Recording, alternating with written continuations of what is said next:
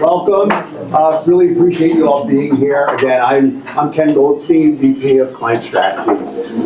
Very topical discussion that we're going to have today around AI and security. DP Solutions, just as a managed IT service provider, in order for us to be successful for our clients and have them achieve, there's a couple aspects of their business that we're going to make sure that we're providing insight on. Security is one of them for sure, right? What is your risk posture, and how do we pivot or manage that? So giving information around that risk helps businesses obviously achieve what they need to achieve. Stability and productivity is another thing, right? So AI is obviously topical for everyone. How can we use our technology better? So we're going to be talking about that today. It's really where the value proposition is, we know, for our clients. We can bring it to their attention, help them leverage technology, and really be more successful. So we're very excited about this discussion today. And we have a great panel as well. So kind of working down the line, it's not in the order of my sheet, so I might get names wrong or call them. No. So we got Fitzpatrick from Architect. Happy to have you here, Fitz, today. And Mike Davies from Sherweb, expert on AI security. Yep. Ben Schmerler, and your company is Independent Security Evaluators. Ben and I have known each other a long time. Actually, before you shaved, I think, right? Yes. And Ron Connolly, who's our VP of Technical Operations. He leads our professional services team and our security team, so lots of really good information to get to gather for sure. But we're going to kick it off with Ron. He'll give his presentation. The clicker. Then we'll go to Ben. Then we'll go to Mike. And then back to Thank you. Good morning. There's the agenda that Ken just went over. So, yeah, that's me. That's an old picture. So, before I get started on this one, it's I do quite a few of these in my career, and I always try to find out the same stories, examples that come up and everything. So I kind of looked at it as like, I need something new. So this morning, getting ready, something just hit me, and I was like, dang, that's just perfect. So as I go through this, I'm going to show you. Does anybody know what boom is in the security world? Yeah, what is boom? You raise your hand, so. It's the incident. The incident, right. So boom is the incident, whether it's detected, somebody sees it, whatever. Boom is, oops, something happened. Left of boom is all the preventative stuff that we want you to make sure it's in place so boom doesn't happen. Right of boom is your instant response, how you react to it, fallout, insurance, things like that. So while I'm driving in here, I was thinking about, what can I do with this? How can I do a boom thing? And I was sitting there looking at, just driving, my snazzy suit here. I don't dress up too often. My jacket here is Sherweb Security. My pants are Sentinel One. I got my EDR on. What is the most vulnerable point of part of your company when it comes to security? My belt broke on me this morning. Like, it literally broke on me this morning, which is why I'm not wearing one. And all I did was that belt basically, I was thinking, represents the simplest thing. One little thing throws off the entire ensemble. One employee clicks on an email, throws off your entire organization. It's that simple. All right, so it kind of fell in place. So I'm not going to get too much into AI. I'm going to talk more just about left of boom, boom, and right of boom. And if you do have any questions, please feel free to ask them. Can we get, Joe, can we turn this down? It's kind of hard to see these. So for those of you that can see this, it's kind of hard to see it. This is really more so about what we do. Thanks, Casey. You would think that would work. What we do is getting left of boom so the incidents don't happen. So obviously MFA is a plus. Don't raise your hands on this one, but who does not have MFA enabled in your system? Your emails, your devices, all that. If you would raise your hand, talk to your CSA. Okay, get MFA enabled across the board. Our biggest weakness we have aside from employees is MFA. They get in through MFA or through your devices or your email, the breach. Everybody sees the emails. You got this email from whatever. Click on that. Boom. They got him because of MFA. Okay. In your physical environment, next-gen firewalls. Firewalls in general are good. You can pick one up at Best Buy. It's a firewall. It's cool. You're Comcast, Verizon, so it's a firewall. You're fine. But anybody that have a skill set in security can break into one of those in 10 seconds. All right, so next gen comes with security, comes with a lot more features, routing, blah, blah, blah, and all the stuff, encryption, everything, and it's monitored differently, things like that. So having a firewall is good, having a next gen firewall is even better. Endpoint detection, MDR response, that is basically Sentinel-1, your Windows Defender, your antivirus that scans your systems, looking for any malware, antivirus, things like that. The MDR is looking for protects the device itself. So if I have MFA on my system, or my user is protected. If I have MDR and EDR on my laptop is protected. When I'm in my office, hopefully my next-gen firewall is configured properly. It's going to protect me to a point. But when I walk out and I work from home, my firewall is not protecting me anymore. That's where the EDR and the MDR kick in. Patch and vulnerability management, that's kind of routine. Your Windows updates, Mac updates, any of the updates you have, making sure those critical updates and all updates are updated fully every time they're pushed out and vetted and everything. If you're with us, we use RMM, the Screen Connect solution. That's how we push all of our updates on a schedule, usually Tuesdays or Wednesdays. Zero trust, just like it sounds. You don't trust anything. All right, you don't. You basically want to block everything and then let people in as they need it. Okay, same thing with permissions, with different types of access. Does Ben need an admin account? Well, he's an admin, so Ben is going to say yes because he wants to do something on the system, but does he really need it?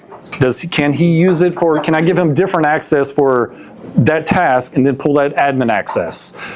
Does Casey need an admin? Well, he works on the front line, doesn't touch anything admin level, so why does he need admin? Okay, he can put in a case for it. His boss may say, yes, you get it. He gets it, but why? All right, so we don't trust Casey to do that. Sorry, Casey. I don't trust me either. Cloud security and data encryption. Similar, you're protecting the data. Everything's going cloud these days. It's just how it's protected. And a lot of these other previous things that come into play, having your MFA, having secure connections to those ports, if you're in Azure, if you're a remote system, any of that stuff is securing that data. Don't just throw it in box.com or dropbox.com just because you get free gig storage or whatever. What security is there? What's protecting you in that data? I also think we have a lot of GovCons. What data is there? You can't put some data in the cloud, in a commercial cloud. CUI data and stuff, you can't put that there, okay? And training, obviously. Security awareness training, just training in general. Every employee, so you have all capitalized there, I don't know if you can see that. Every employee, top down, should go through training, at minimum on an annual basis, okay? If you have insurance, a lot of insurance stuff now requires training. A lot of the forms we see is security awareness training part of your normal scheduling. If you say yes, sometimes you need to prove it. Just do training. All right, then we got the boom. So some of the things we have, when an incident happens, whether it's automatically detected by a system or somebody finds it, hey, I got this email, I clicked on it, I'm calling IT, can you guys help me, I did something bad.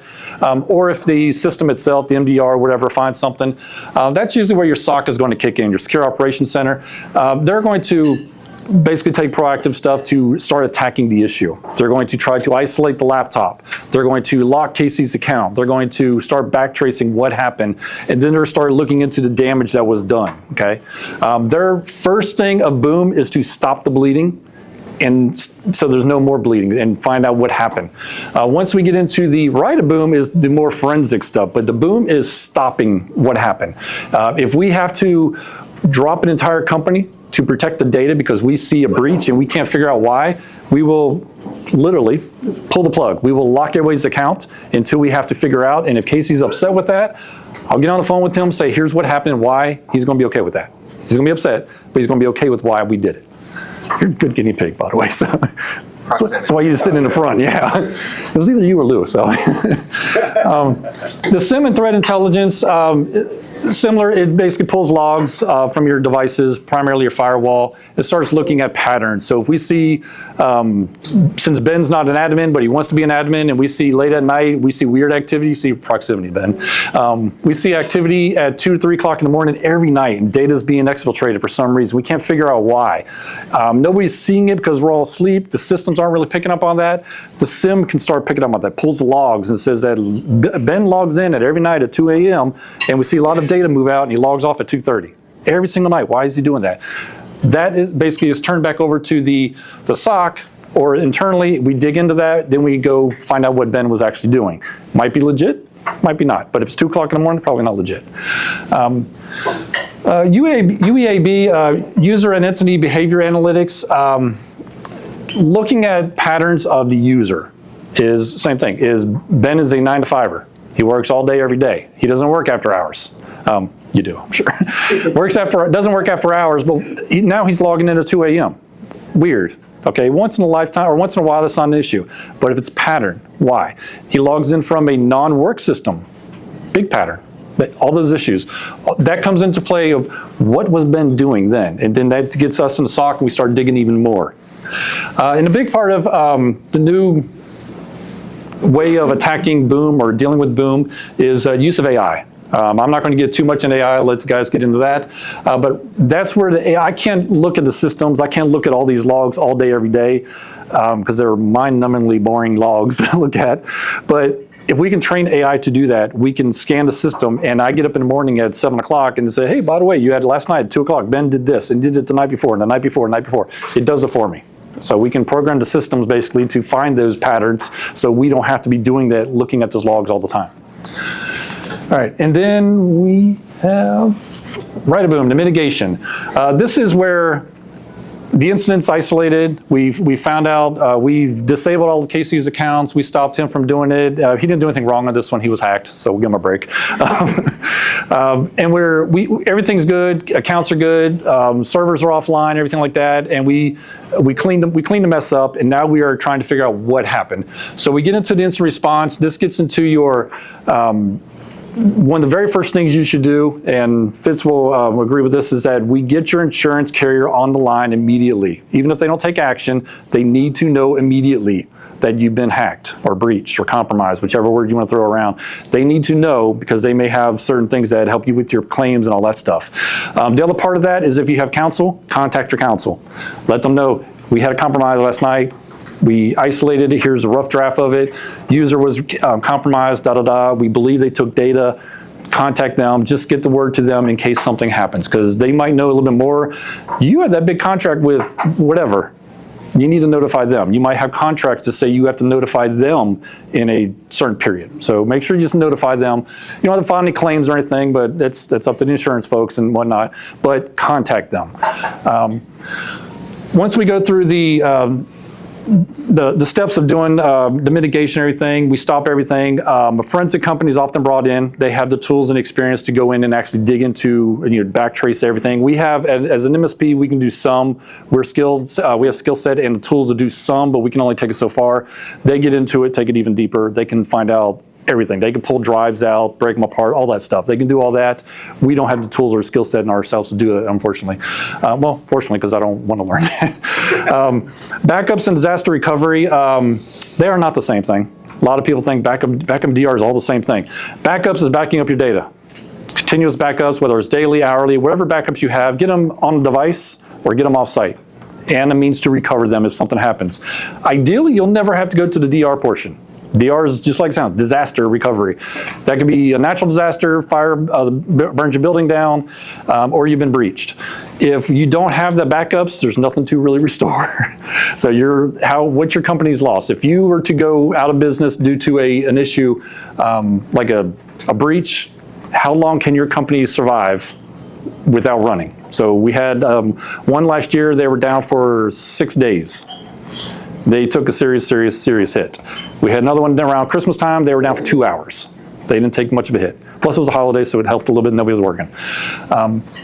So again, the forensics and root cause, that's where we'll work with the forensic team, the company, and dig into what happened, and we're trying to translate it, because a lot of the forensic folks are very, very, very technical, not pointing at you in this case, very technical, and they will put it in a format. Sometimes we have to translate it to make it make sense, and we work with the insurance and counsels. Here's what happened, here, everything. Did the bad guys get money? Did they get data? Where did they get? And then next steps. Again, security awareness training. If you go through us, we do, anytime there's a compromise or anything like that, we do a level of security training for your staff. Lots of times it's just kind of like if you have KnowBe4, something like that, we push out an extra campaign. If it's a specific user, we'll push it out to that user and the manager, because not only do we want to target a user, we want to target the manager, because we want the manager to know what he did wrong or didn't do wrong in this case.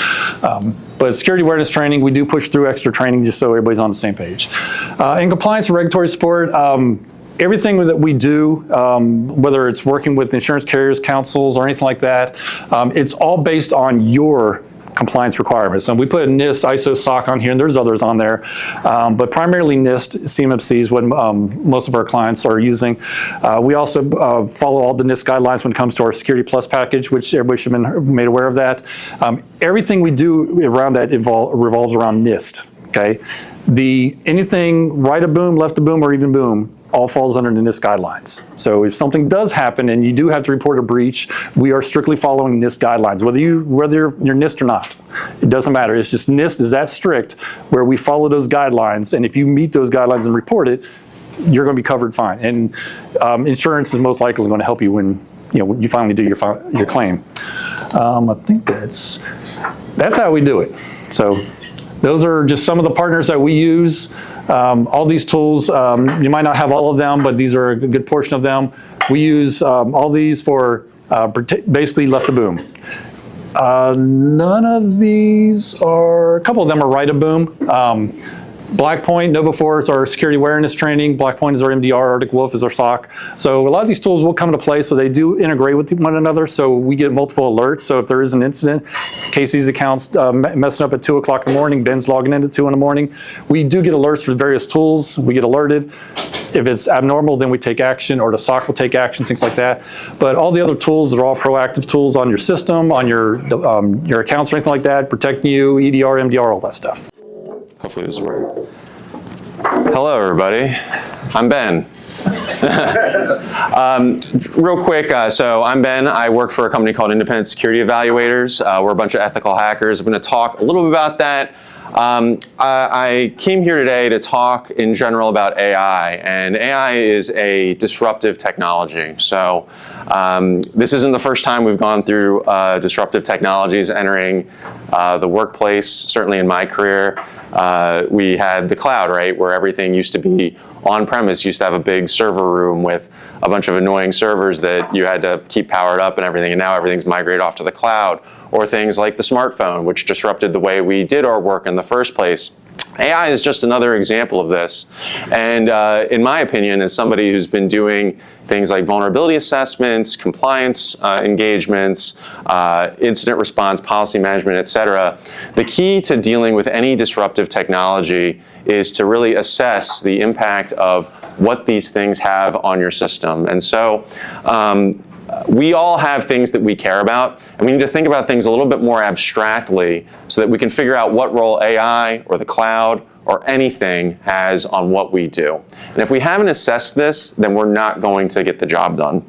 So here's a few things I'm going to talk about today. I'm going to try and go really fast. There's obviously a lot that can be said about some of the things I'm going to talk about. So if there are other things you guys want to talk about today, I'm around as long as you need me. So who am I? I'm the Senior Solutions Consultant at Independent Security Evaluators. Basically what I do is I work with people to figure out how to approach their strategy for cybersecurity, starting with assessment. Until we assess something, I don't really know what the right approach is for you. We're a consultancy based out of Baltimore. Our office is in a little old mansion that used to be a day school right near Sinai Hospital, but we do work literally all over the planet. We do things like pen testing, vulnerability assessments, design consulting, other stuff. I'm not big for terminology when it comes to what an assessment is. A lot of people are going to call something a pen test, and that could mean literally anything. We were founded through Johns Hopkins University, hacking supposedly unhackable car key fobs. You can look at this stuff on our website if you want to see some neat stuff. You know, these key fobs, when they came out in the mid-aughts, these were supposedly unhackable. You know, there is no way that somebody's going to figure out how to clone the signal on this and then get into a car. Well, the people who founded my company did. We work with small groups all the way up to Fortune 100 companies that you know that I can't talk about. This is one of the ways we give back to the community. This is at RSA conference in 2023. This is one of the things we hacked. This is Timmy the toilet. We actually hacked the toilet seat. So that toilet seat is Bluetooth and Wi-Fi enabled.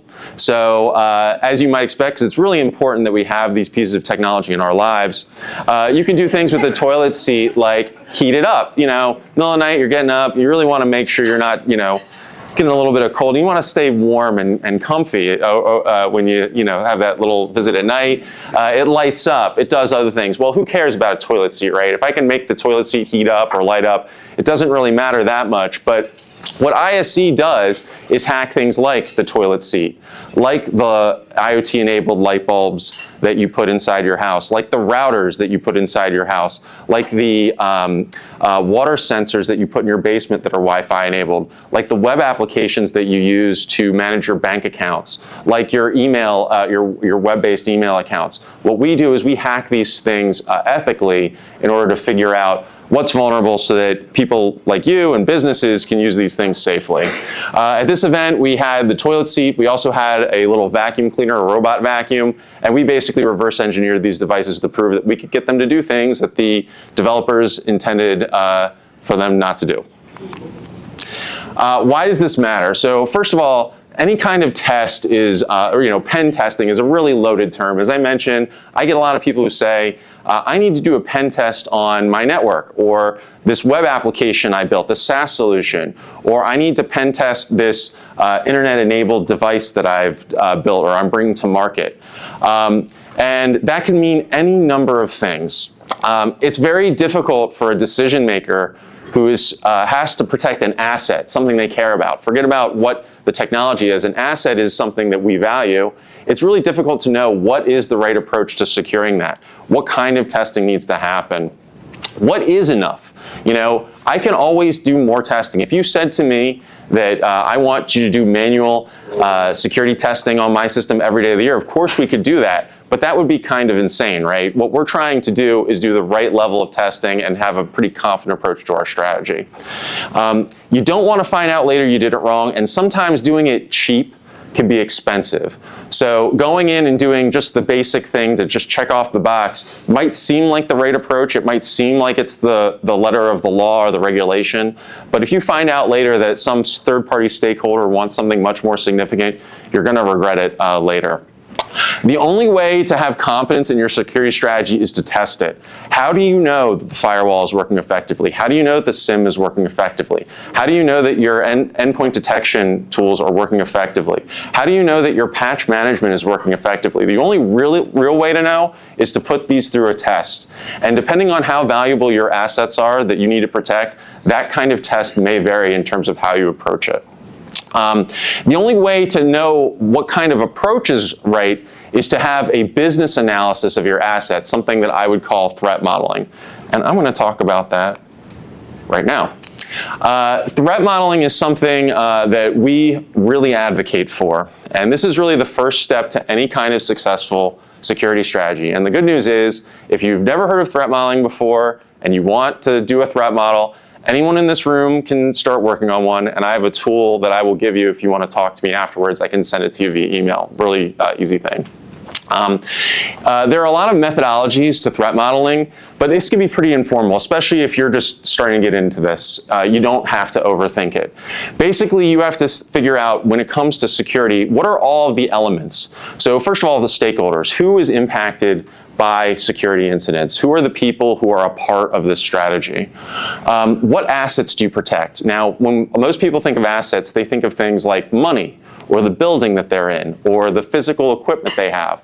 But you might want to think about other things too, like the reputation of your business, your legal liabilities. How about just trade secrets? How about embarrassment? Things like that. Assets can be kind of abstract, and you really should consider all of them. And all of those assets, if they're compromised, are going to have a different impact on your business. You also want to understand what your risks are, basically threats, and who your threat actors are. If you're a small business, you're probably not necessarily worried about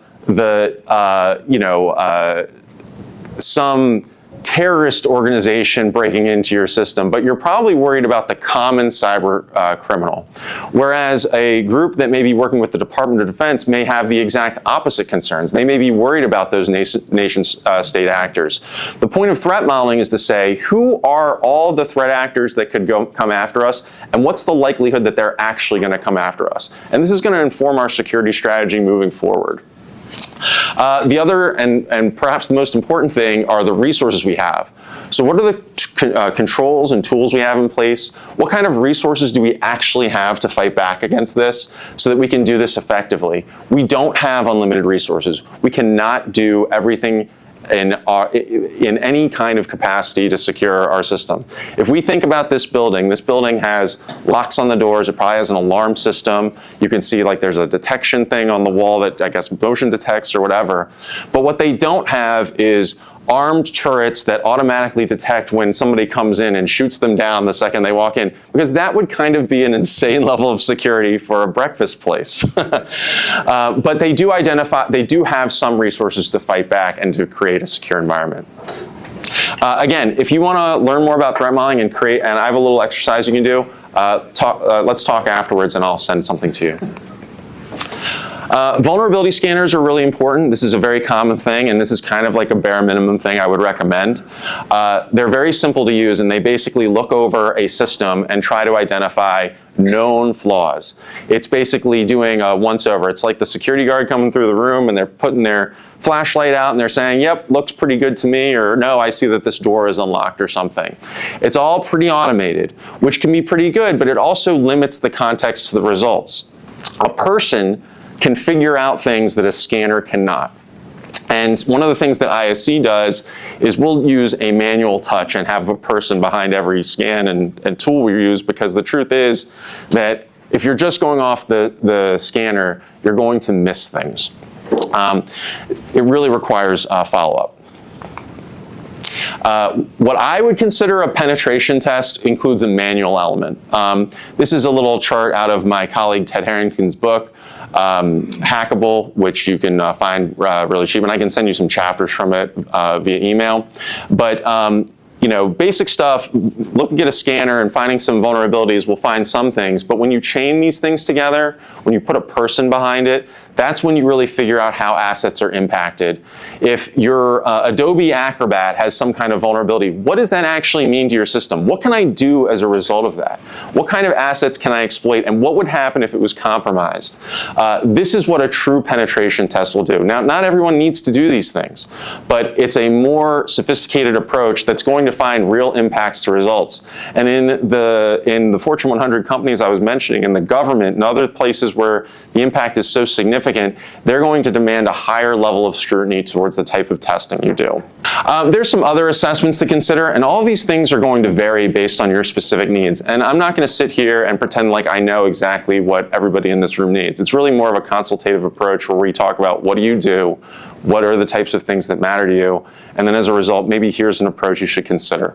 So there's things like tabletop exercises, which is basically role playing. It's not that much different if you were getting your Dungeons and Dragons group together. I know everyone's into that, where you're saying, well, somebody just attacked the castle, and what do we do to stop them, or something like that. Well, it's sort of the same thing, but with security. You're saying an incident happened. How does everybody on my team respond? What are the approaches? What are we doing? How well did it work? And what were the flaws in that approach? Design consulting is something we do for clients who are building something. So a lot of products, when they come to market, I have bad news for you. They're not adequately tested.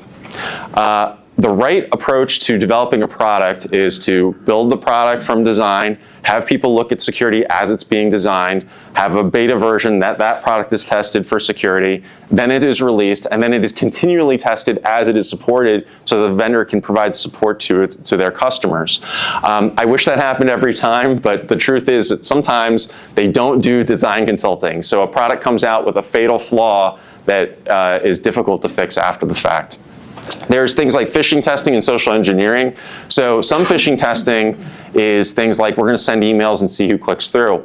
In the context of a penetration test, phishing testing can be used to do the same thing, like seeing if we can get someone to click an email, but as a result, we have now accessed a very sensitive file from the organization, so we can demonstrate what happened as a result. There's things like security configuration testing, third-party risk, what vendors you work with and how risky are their practices.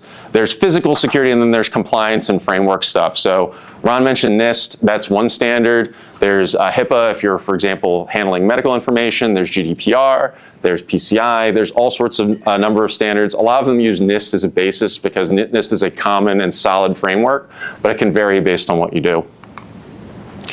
So anyway, thanks for having me. My email is right here. If you can spell my stupid name, it's bschmurler@isc.io. Ben Schmurler on LinkedIn. I have business cards too, so you don't have to write any of this down. All you have to do is come talk to me. I'll give you a business card, and we can chat. Thank you very much.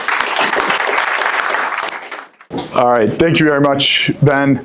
So I'm Mike Davies. I'm with Sherweb. I am one of our many Microsoft experts. I focus on Microsoft modern work, so Microsoft 365 and cybersecurity. So today we're going to be going through and talking about Microsoft Copilot, why it's exciting, why everybody's talking about AI, some of the things that it can do, and then how to protect yourself while utilizing AI in a secure manner.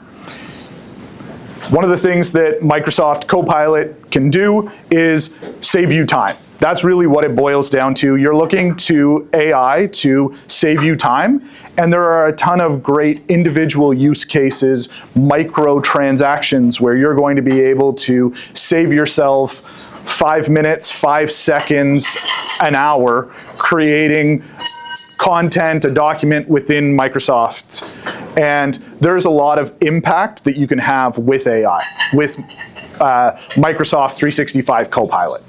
There's a few things up there that we're going to get into, like enterprise-grade security. And this is where you need to be really cognizant of how you're utilizing your data, how your organization stores, manages, and deals with data. And this is what we're going to get into today. Can I get a show of hands? Is anybody here using Copilot today? That's a good number. Who's using AI tools other than Copilot today? All right, ChatGPT mostly? All right, good stuff. So Microsoft 365 Copilot runs off of the same model as ChatGPT. It is OpenAI in the back end. They are using ChatGPT's 4.0 model. But they are, and for those that aren't using it at all, there is the free version of Copilot for Microsoft Chat, or Microsoft Copilot Chat.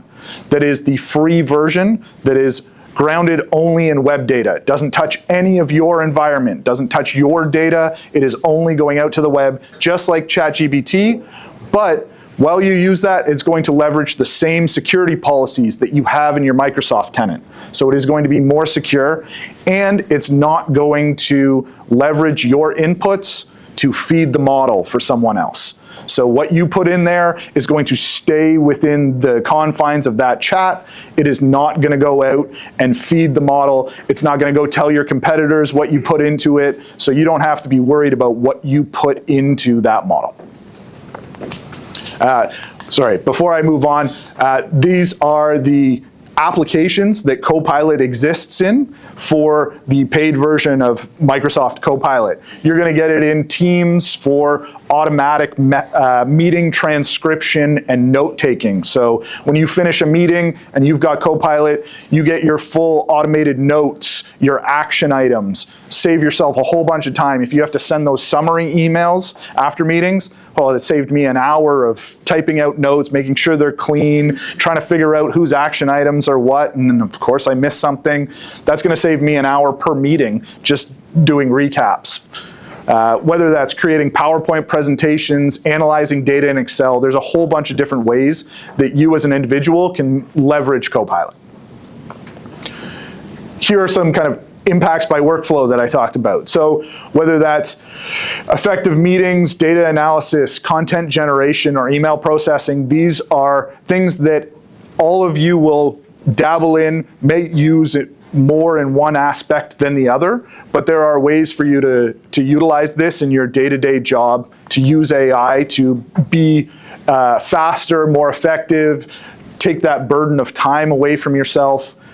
Looking at it by function, there's a lot of great different options here, whether that's proposal generation for sales reps, identifying trends in financial data, HR.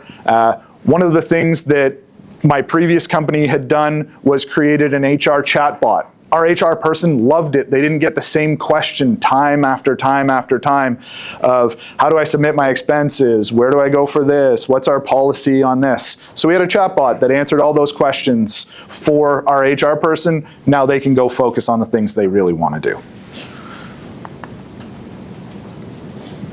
As I've mentioned, time savings is really what it boils down to. You will get a whole bunch of initial use cases, but really it's increasing productivity, making the quality of your work better because you've got more time to focus on it.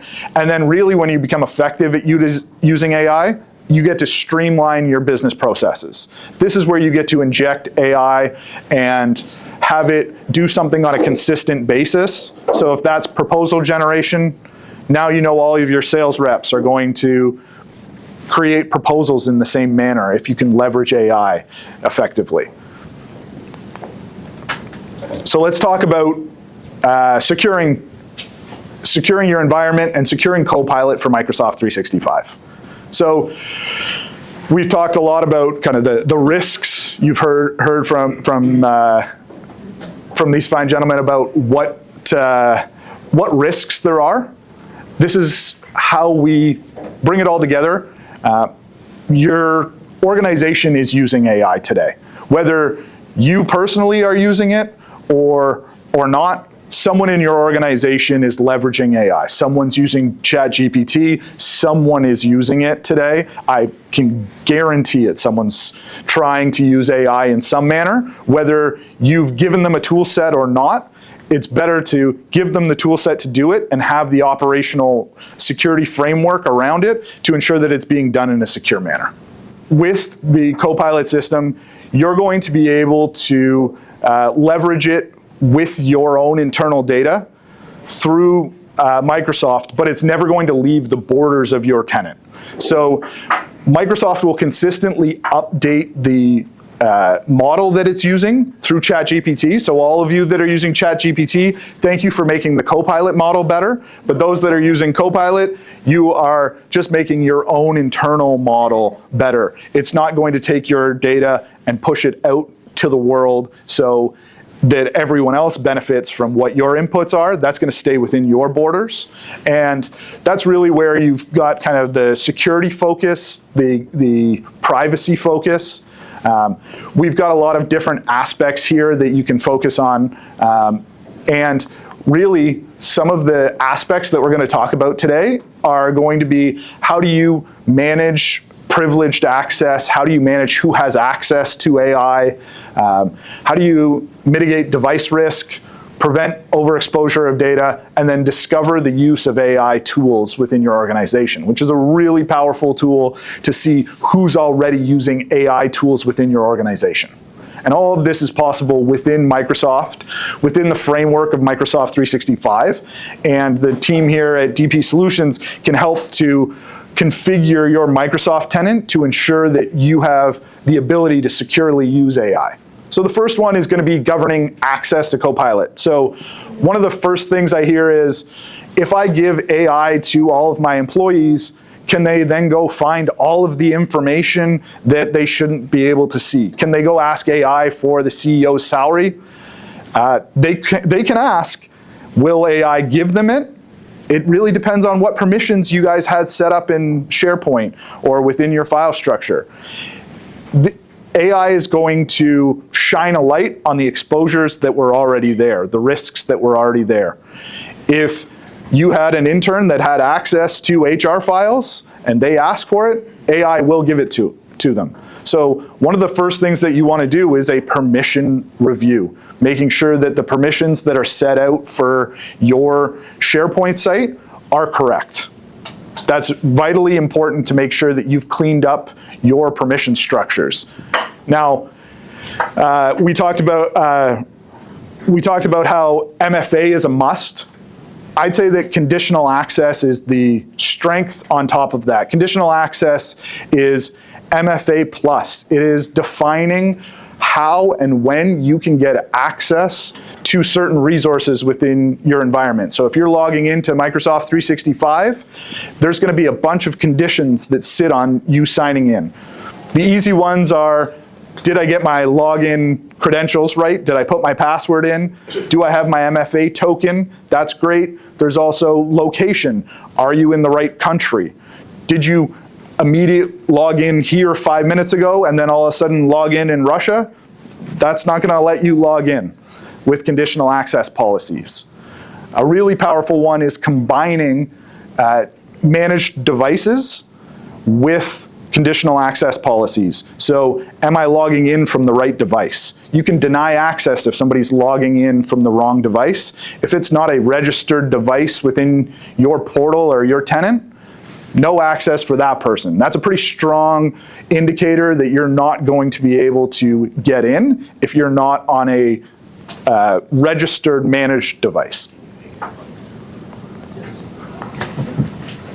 So the third element here is the data sensitivity and protecting data. So a lot of organizations have been in existence for quite a while, accumulated quite a bit of data, and now they're utilizing AI and they don't have data loss prevention policies in place. So controlling how data can be used within your organization, how it can be shared, who they can send it to, can they download it. There are policies that exist within Microsoft that you can go through and configure to ensure that data that you mark as sensitive or internal only can't be shared, can't be downloaded. And you can decide what type of devices they can be accessed on as well. So this is a really powerful tool set where you now need to look at your data and say, how sensitive is this? And that can be a pretty granular manual task. With Microsoft, there are tool sets that you can do that in an automatic fashion. So if you've got 20 years worth of data existing within your server or your SharePoint site that you just migrated up there, you don't have to go through every individual file and say, this is confidential, this isn't, this is for public use. You can get Microsoft to go through and analyze that for you based on their indicators, whether that's credit card information, personal identifiable information. They're going to be able to go through and analyze that for you, take a big chunk away from you so that you don't have to do that on a consistent basis. Because if you're relying on all of your employees to appropriately mark sensitivity labels on documents, it's going to fall apart really quickly. You want to make sure that you're doing that in an automatic fashion. And Microsoft's got the capability to do that for you. Now, how does that relate to AI? Copilot is going to inherit the sensitivity labels of the content that it's sourcing. So if it's pulling from something that's a highly confidential document, and you're asking it to create a report in Word, it's going to mark it the same sensitivity label as the highest level of sensitivity. So if you've got something that's internal only, you create a document with it, it's going to be marked internal only as well. That way you know that what it's generating is going to inherit that sensitivity label, which is really important so that you're not asking AI to create something for you and then you're sharing it out realizing that that document was internal only, you should have been under NDA, you can't talk about that with your customers. And then the last one that we want to talk about is the cloud app discovery functionality within Microsoft, which is going to allow you to analyze and see what has been installed from a cloud app perspective by your staff, by your users, that's going to be able to show you, are they utilizing AI applications?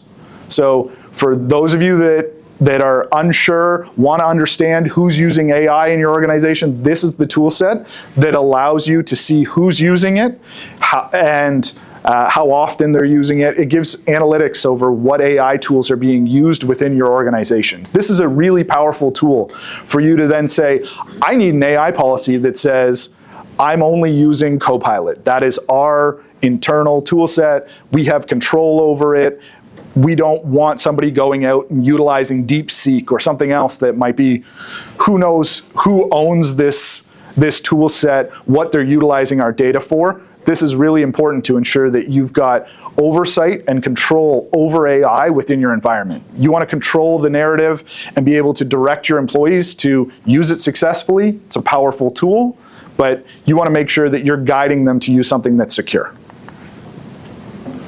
With that, you put together a full, comprehensive security guide to how to leverage Microsoft Copilot in a secure manner. That's my presentation. All right, thank you, gentlemen. Yeah, I want everybody to know about me. Insurance is important stuff. So nice to see everybody this morning. After hearing about all this great stuff, we now get to the devil in the room, insurance. I know everybody here, when they're thinking insurance is cool, it is that cost that I have, because some contract says I need 1, 2, 5. Starting to hear about, I haven't seen any contracts requiring 10 million of insurance yet, but I know that there's some floating around. So there are some main checklist items that you want to be aware of whenever you're looking at your policy.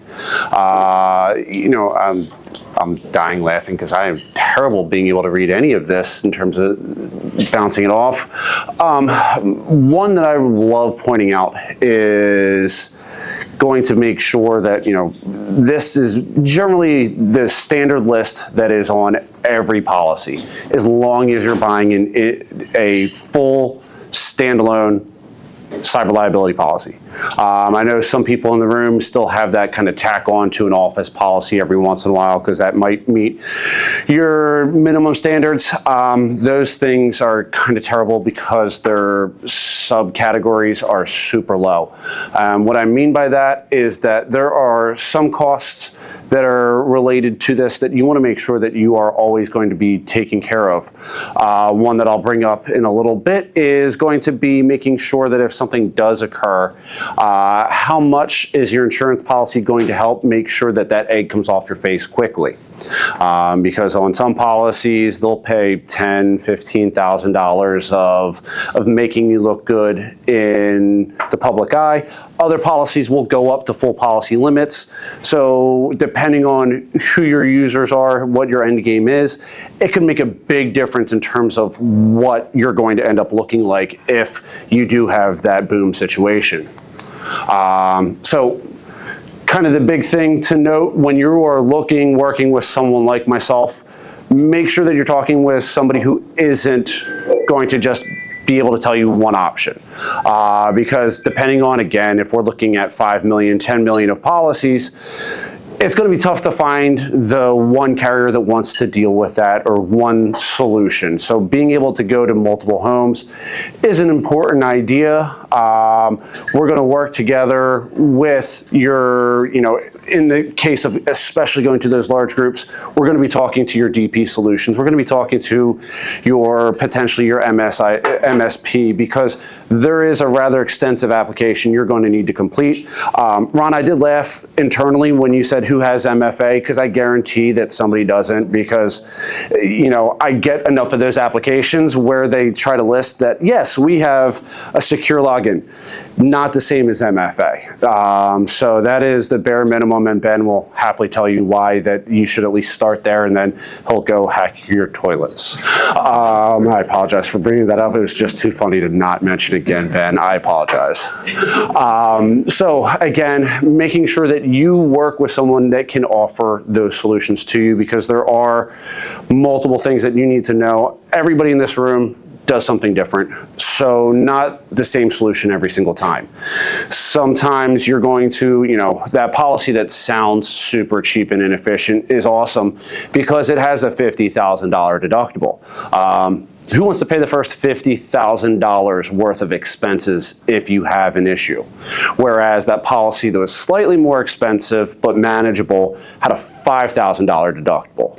$5,000 will hurt the month, won't probably hurt your quarter nearly as much as a $50,000 deductible will. So make sure that you understand those items. My favorite thing is that we always love some good loss porn on a Tuesday morning, and that is very much kind of what happened in this scenario. So a client of mine is very much politically aligned one way. They had a breach incident where a bunch of their websites that they managed and designed no longer showed a bunch of information about loving guns and how they're great and how some political affiliations are better than others. It showed some fairly lewd acts with deepfake, which was very, very embarrassing to said client because his face ended up on most of it. It took them, including getting in contact and getting everything taken care of, it took over 24 hours to get control of those sites back. The largest spend of that entire exposure was trying to mitigate how bad that looked. As everybody here knows, internet pictures are forever. Ask Elon about that lovely photo he had from high school from college that he's tried to scrub, or, we'll insert 10 other ones that they're always going to be there. So trying to mitigate that, make you look as good as you can, and try to make sure that it doesn't potentially cause issues for you in the future is a big feature. So it's one of those ones that's just heavily overlooked, but is very important to everybody. And I know in the interest of time, we can ramble on about the love of insurance. Everybody here's scenario is completely different. So, whether you're talking with me, I know one of my colleagues, Elizabeth, is in the back as well today. Happy to kind of go over every situation individually. And with that, I believe we get to start, doing some panelists. Awesome.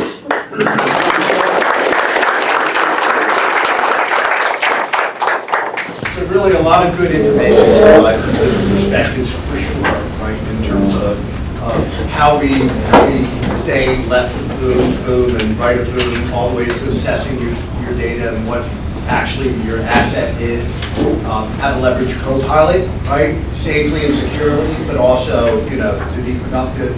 And then if something does happen, break the glass, a lot of good information and insight around how to respond and what's important.